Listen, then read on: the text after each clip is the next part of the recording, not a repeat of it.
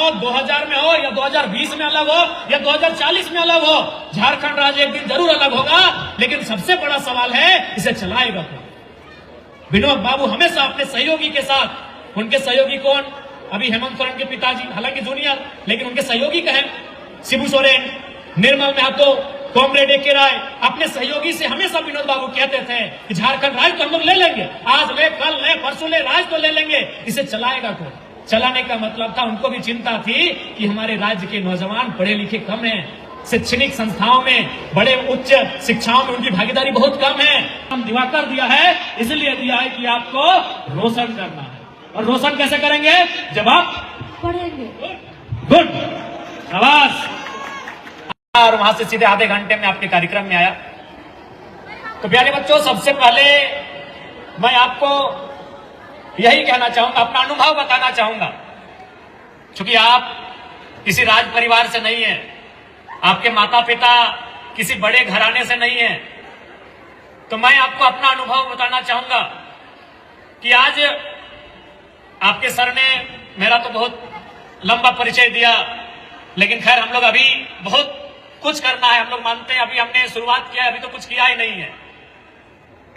लेकिन आज जो आप एक एमएलए के रूप में मुझे देख रहे हैं, इस झारखंड के राजनीति में एक विधायक के रूप में हो, लेकिन आज भी अगर आप मेरे बारे में जाने तो मैं उसी बैकग्राउंड से आता हूं जिस बैकग्राउंड से में आने से पहले मैं एमएलए था।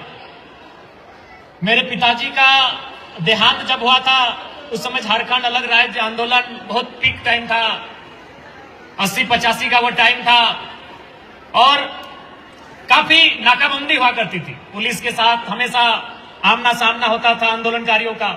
उसी क्रम में एक लाठी हमारे पिताजी के सर पे लगी थी, उन्होंने घर में किसी को बताया नहीं, भविष्य में जाकर वो ब्रेन ट्यूमर बनने का काम हुआ। और जब मेरी आयु लगभग 2 साल के आसपास थी, मेरे पिताजी और मेरे दादाजी दोनों का डेथ हो गया था। यानी एक ही साल 3-4 महीना के अंतराल में मेरे पिताजी भी और मेरे दादाजी दोनों इस दुनिया को छोड़ के चले गए। और हमारे गांव देहात में एक कहावत है, पता नहीं रांची वाले समझेंगे कि इस कहावत को, हमारे धनबाद बोकारो में कहावत है कि जय घारे मरद नहीं, से घारे भरद नहीं। यानी लगभग, चूंकि पिताजी का भी मेरा डेथ हो गया था, मेरा दादाजी का भी डेथ हो गया था, तो उस घर में मैंने पुरुष सब कोई नहीं।